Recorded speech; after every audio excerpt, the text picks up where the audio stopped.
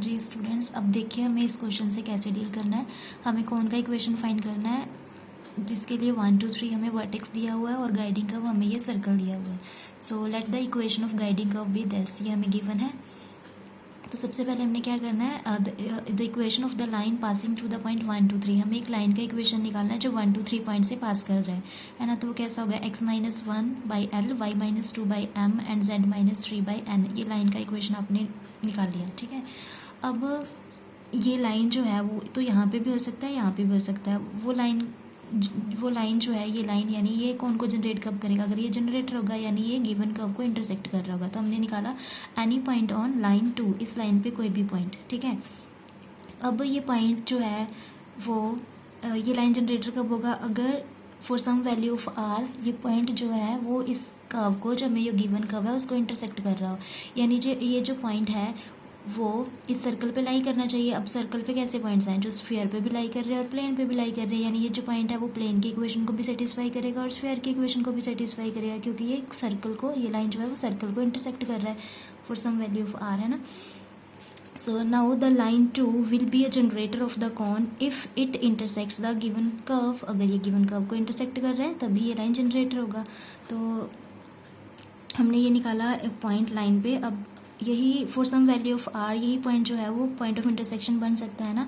सो हमने क्या किया, इस पॉइंट को प्लेन की इक्वेशन में पुट कर दिया, क्योंकि ये अगर पॉइंट ऑफ इंटरसेक्शन है तो ये प्लेन पे भी लाई करेगा और स्फीयर पे भी लाई करेगा। जैसे ये सर्कल पे, मान लो ये है हमारे पास वो जनरेटर लाइन, ये अगर सर्कल पे लाई कर रहा है, सर्कल को इंटरसेक्ट कर रहा है, तो ये ऐसा पॉइंट होगा जो स्फीयर पे भी है और प्लेन पे भी है। तो सबसे पहले हमने इसको प्लेन की इक्वेशन में पुट कर दिया, 1 बाई 1 दोनों में करेंगे, ठीक है।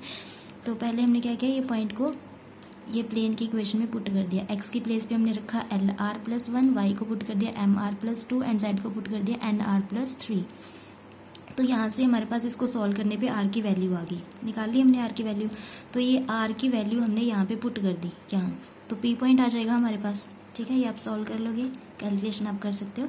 तो ये हमारे पास p पॉइंट आ गया। अब ये p पॉइंट बेसिकली है क्या, जो हमने ये लाइन निकाला है, ये जो 1 2 3 पॉइंट से पास कर रहा है और ये प्लेन का इंटरसेक्टिंग पॉइंट है। अभी तक तो ये प्लेन का इंटरसेक्टिंग पॉइंट है, लेकिन ये इसको गाइडिंग का, इसको जनरेटर होने के लिए ये जो पॉइंट है, ये जो लाइन है, ये इस कर्व को इंटरसेक्ट कर रहा है सर्कल को। तो सर्कल को इंटरसेक्ट कर रहा है यानी वो पॉइंट प्लेन पे भी होगा और कहाँ पे होगा, स्फीयर पे भी होगा। तो ये जो पॉइंट है वो प्लेन पे तो लाई कर रहा है, अगर ये स्फीयर पे भी लाई कर जाता है, इट मीन्स वो जो हमारा जो लाइन है, जो लाइन 2 ये हमने लिखा है, ये सर्कल को इंटरसेक्ट कर जाएगा और ये जनरेटर बन जाएगा, है ना। तो हमने क्या करना है, अब इस पॉइंट को स्फीयर की इक्वेशन में पुट कर देना, ताकि ये लाइन हमारे पास एक्चुअल में जनरेटर का कंडीशन सेटिस्फाई करे। तब ये पॉइंट को हम क्या करेंगे, स्फीयर की इक्वेशन में पुट कर देंगे। Now this point P lies on this sphere. Sphere की इक्वेशन में पुट करके इसको प्रॉपरली एलसीएम चूज करना है, आपने सॉल्व कर लेना है। सॉल्व करके आपके पास ये रिक्वायर्ड कंडीशन आ जाएगा। So this is the required condition that the line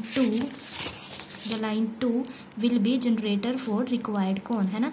ये लाइन जनरेटर तब भी होगी अगर ये लाइन ये सर्कल को इंटरसेक्ट कर रही होती, और सर्कल को इंटरसेक्ट कब करेगी, जब लाइन और जो सर्कल का इंटरसेक्टिंग पॉइंट है वो प्लेन पे भी लाई कर रहा होगा और स्फीयर पे भी लाई कर रहा होगा। तो ये वही कि हमने पहले ये लाइन और प्लेन का इंटरसेक्टिंग पॉइंट निकाल लिया, ये p पॉइंट, वो p पॉइंट को स्फीयर की इक्वेशन में भी पुट कर दिया, है ना।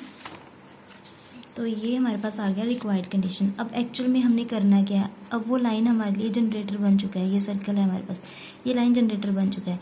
अब ये लाइन मूव करके यहाँ पे आया, लाइन मूव करके यहाँ पे गया, फिर यहाँ पे, तभी वो कौन जनरेट हो रहा है, यानी हमने ये लाइन का लोकस निकालना है। तो लोकस निकालने के लिए हम करते क्या है, LMN को लाइन की इक्वेशन से हमने एलिमिनेट करना है, ठीक है। तो अब ये रिक्वायर्ड कंडीशन है हमारे पास। तो अब हमने क्या करना है, for the locus of the line 2, वो लाइन 2 जो हमने कंसीडर की थी, जो 1 2 3 पॉइंट से पास कर रही है ये लाइन, इसका हमने लोकस फाइंड करना है ताकि हम ये कौन का इक्वेशन निकाल सकें, ठीक है। For the locus of the line 2 eliminate LMN from equation number 2 and 3। ये जो रिक्वायर्ड कंडीशन है जनरेटर के लिए, तो उन दोनों से हमने LMN को एलिमिनेट करना है। तो आप लाइन 2 से LMN की वैल्यूज़ निकालोगे और वो यहाँ पे पुट कर दोगे, तो यहाँ से हमारे पास रिक्वायर्ड लोकस आ जाएगा और वही जो इक्वेशन आएगा वही हमारा रिक्वायर्ड कौन होगा, ठीक है। अब एलिमिनेट कैसे करना है, LMN निकाले कैसे यहाँ से, इसको आप इक्वल रख दो 1/k, ठीक है, where k is non zero real number. तो L क्या होगा, L जाएगा यहाँ पे यहाँ पे से क्या होगा x minus one upon L is equal to 1/k। इन दोनों को क्रॉस मल्टीप्लाई करोगे तो l कितना आ जाएगा k times x minus one.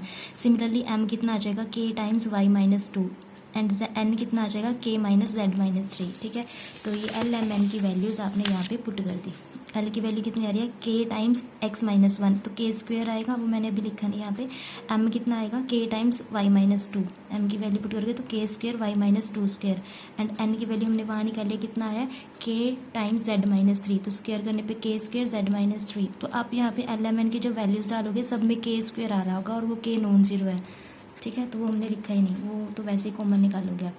अब इसको प्रॉपर्ली सॉल्व कर दोगे, एक्स वाई जेड में हमारे पास रिक्वायर्ड इक्वेशन आ जाएगा। तो ये हमारा रिक्वायर्ड इक्वेशन होगा कौन का, जो कौन हमने फाइंड करना था, जिसका वर्टेक्स क्या हो 1 2 3 हो और गाइडिंग का वो सर्कल हो। क्लियर है क्वेश्चन? अगर कोई डाउट हुआ तो भी क्लियर कर लेना। ठीक है।